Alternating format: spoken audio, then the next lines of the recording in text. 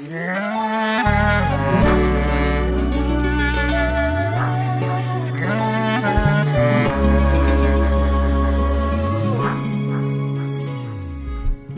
sinən ürəyimi sitmir yerini.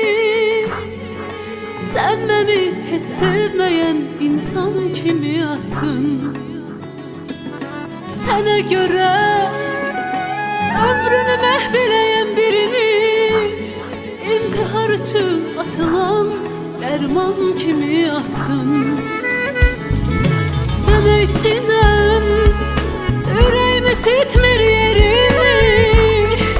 Sən məni heç sevməyən insan kimi attın.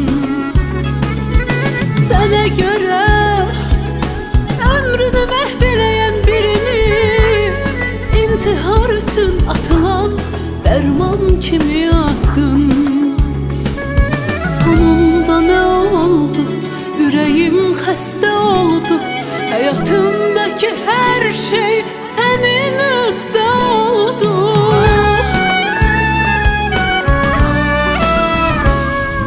Şairlər kimi sevdim səni, qovuşmaq idi dərdim.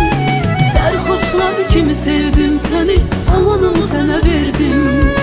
Şairlər kimi sevdim səni, qovuşmaq idi dərdim. Sərxoşlar kimi sevdim səni, olanımı sənə verdim.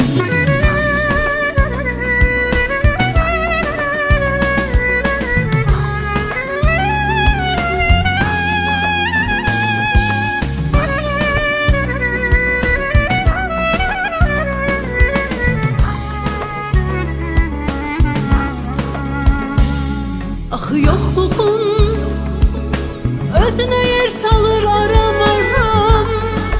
Mən sənin bir zamanlar yerini salan yerdən öz qeybimi bəlkə öpürəm, qoxlayıram. Mən təsəlli alıram ətrim qalan yerdən.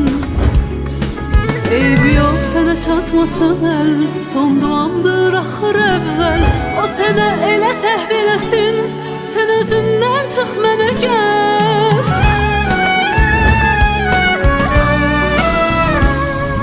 Şairlər kimi sevdim səni, qovuşmaq idi dərdim. Sərxoşlar kimi sevdim səni, olanımı sənə verdim. Şairlər kimi sevdim səni, qovuşmaq idi dərdim.